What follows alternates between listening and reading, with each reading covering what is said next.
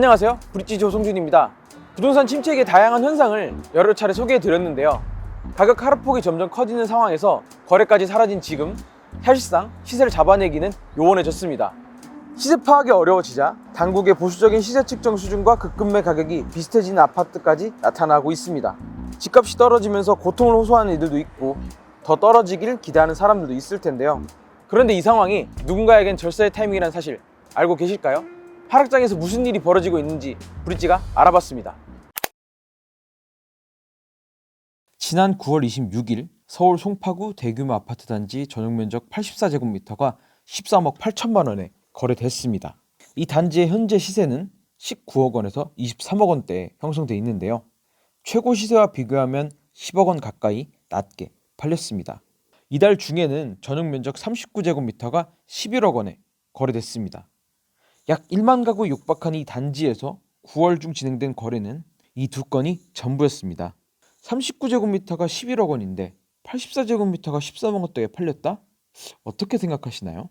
브릿지가 확인한 결과 이 거래는 중개사를 거치지 않은 개인 간 직접 거래였습니다. 직거래야 이전에도 많았는데 왜 지금 더 눈에 띄는 것일까요? 현재 거래는 사실상 없는 수준입니다. 앞서도 이 단지에서 진행된 거래가 한 달에 2건이라고 말씀드렸습니다. 서울부동산정보광장에 따르면 지난 6월 이후 7, 8, 9월 모두 600여 건의 거래만 진행됐습니다. 그만큼 거래는 없는 상황이죠. 거래가 급감하다 보니 직거래의 비중은 더 커 보입니다. 국토교통부 실거래가 시스템에 따르면 9월 한 달 동안 서울에서 이루어진 아파트 매매 629건 중 직거래는 82건으로 약 13% 정도입니다. 거래가 본격적으로 줄어들기 전이었던 6월이 8.11%였고 그 이후 현재까지 전체 거래의 10%가 넘는 비중을 직거래가 차지하고 있습니다. 직거래 왜 늘어난 것일까요? 이는 앞서 소개한 송파구 사례에서도 알 수 있습니다. 거래한 사람들은 부모와 자식 관계인 것으로 추정됩니다. 결국 이 거래 가족 간 직거래이며 자녀에게 저가로 넘긴 것이죠. 인근 공인중개사들은 대체로 해당 거래의 자세한 내막을 모른다고 했습니다.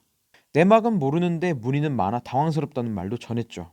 정상적인 시세는 18억에서 19억 원 수준이라는 게 현장의 목소리입니다. 정상 거래는 아닌 것 같고요. 최근에 거래된 건 뭐 18, 9억이 됐습니다. 한두 개. 중요할 거야 아마. 그렇게 거래가 될 수가 없는 거잖아. 단순하게 증여를 하지 않고 굳이 매매를 한 이유는 무엇일까요? 이는 세법의 저가양수도 제도를 활용할 경우 세금을 크게 줄일 수 있기 때문입니다. 저가양수도란 아파트 시세보다 낮은 가격으로 주택을 양도하는 제도입니다. 실제로 양쪽에서 돈은 오고 가기 때문에 직거래를 한 것처럼 보이죠. 하지만 이는 집을 산 사람이 낸 돈과 원래 아파트 시세의 차이만큼을 양도한 것으로 보는 제도입니다. 10억 원의 집을 무상으로 증여할 때와 2억 낮춰서 저가양수할 때의 세금 차이를 표로 확인해 보시죠. 보신 바와 같이 무상 증여의 경우 세금액은 약 2억 원 정도입니다. 2억을 낮춰서 저가로 양도할 경우 세금은 약 7,700만 원 정도 절약할 수 있는 것이죠. 물론 이때 부모가 2억 낮춘 금액을 자녀로부터 제대로 받아야 합니다. 또한 저가양수도를 한 경우 세무조사를 받게 될 가능성이 높습니다.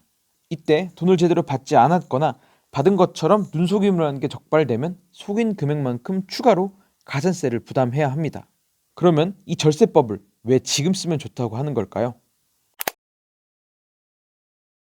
지금이 절세의 기회라는 분석이 나오는 이유는 우선 집값이 떨어지고 있기 때문입니다. 집값이 떨어지니 양도할 때 기준 금액도 덩달아 같이 낮아지겠죠? 현재 최저의 매매가에서 30% 혹은 3억 원을 빼도 추가 증여세를 내지 않을 수 있습니다. 여기서 한 가지 더 볼 수 있는 점은 현재 거래가 없다는 것입니다. 저가 양수도에서 세금을 매기는 기준을 세울 때 중요한 숫자는 아파트의 시가입니다. 거래된 부동산이 정당한 가격으로 거래된 것인지 판단하는 기준이 바로 시가가 되는데요. 시가란 아파트 증여일 전 6개월부터 증여일 후 3개월 이내 기간 중에 매매가, 감정가, 경매가, 공매가 등이 있다면 그 액수를 적용하는 걸 뜻합니다. 정상적인 거래 행위와 그 거래에서 오고 간 금액들로 만든 데이터가 시가가 되는 것이죠.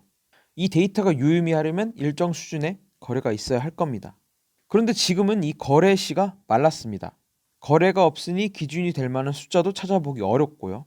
그래도 세금은 매겨야 하고 시가로 삼을 만한 포인트를 찾아야 합니다. 그러면 찾게 되는 건 공시지가 수준의 보수적인 가격이 기준이 되겠죠. 그럼 그 낮게 책정된 가격에서 30% 혹은 3억 원까지 낮춰서 양도를 할 수 있게 됩니다. 다시 앞서 소개한 송파구 사례로 돌아가 보겠습니다. 저희가 이야기하고 있는 이 아파트, 기존에 형성된 시세보다 약 10억 원 정도 낮게 거래가 됐습니다. 그러나 해당 아파트의 거래가 거의 전무하니 시가로 책정될 만한 데이터는 부족합니다. 그럼 아까 말씀드린 것처럼 보수적으로 시가가 책정될 겁니다. 잘만 하면 현재 시가가 13억 원, 적어도 현재 매매 가격보다 3억 원 높은 16억 8천만 원으로 시가가 매겨질 수 있겠죠. 그러면 저가 양수도 가능해지고 절세도 가능해질 겁니다. 저가 양수도는 세법과 시장을 잘 이용해 절세를 하는 방법이겠죠. 현재 시장 분위기에서는 갈수록 직거래, 저가 양수도가 늘어날 수 있다는 것이 업계의 이야기입니다. 세금을 줄이려고 하는 것은 합리적인 경제 행위입니다. 저가 양수도의 경우 호황기에도 종종 있었던 거래 행위입니다. 그러나 지금처럼 이미 가격이 많이 떨어지고 있을 때는 직거래 한 번으로 시세가 조작된 것처럼 보일 수 있다는 점은 지적할 만합니다. 충분한 거래량이 있다면 직거래가 시장 전반에 영향을 끼치지 않겠지만 거래가 완전히 사라진 상황에서 수억 원씩 낮은 금액에 이루어지는 직거래가 시세에 큰 영향을 줄 수 있다는 겁니다. 절세를 위한 세법 활용이 시장의 건강한 질서를 저해할 수 있다는 점, 세금의 정당한 납부를 우회한다는 점은 법적인 문제를 떠나 논란의 여지가 있다는 겁니다. 저가 양수도는 최근에 이제 또 더 크게 이제 문제가 부각되는 거는 시세 자체가 파악하기가 좀 어려운 상황이기 때문에 그렇지 않나라는 생각은 들어요. 더 잡아내기 어렵다. 일반적으로 이제 저가 양수도가 많이 일어나게 되면 시세가 좀 왜곡되는 문제가 있어서 일반적으로 이제 내 집 값이 얼마인지 정확하게 알기가 어려운 상황이 되는 거죠. 하락기를 맞이한 다양한 모습들이 있습니다. 누군가는 떨어진 집값을 보며 눈물을 흘릴 것이고 또 다른 누군가는 더 떨어지길 바라며 기도를 하고 있겠죠. 또 오늘 소개해드린 것처럼 이런 상황을 잘 이용하는 사람들도 있습니다. 법의 테두리 안에서 세금을 줄이는 걸 문제 삼기는 어렵습니다. 저가 양수도의 경우 당국에서도 더 자세하게 그리고 엄밀하게 추적합니다. 우회증여가 적발될 경우 무상증여 때보다 더 많은 세금을 토해내야 하죠. 하지만 앞서 지적한 대로 시세 자체가 왜곡되면서 편법적인 거래를 적발하기 어렵게 됐다는 점, 일반적인 거래가 아님에도 직거래가 과대대표돼 시장 자체를 왜곡할 수 있다는 점은 주의가 필요해 보입니다. 부동산 하락기 혼란한 시장에서 벌어진 일들 앞으로도 놓치지 않고 전해드리겠습니다. 오늘 브릿지는 여기까지입니다. 구독과 좋아요, 알림 설정까지 부탁드립니다.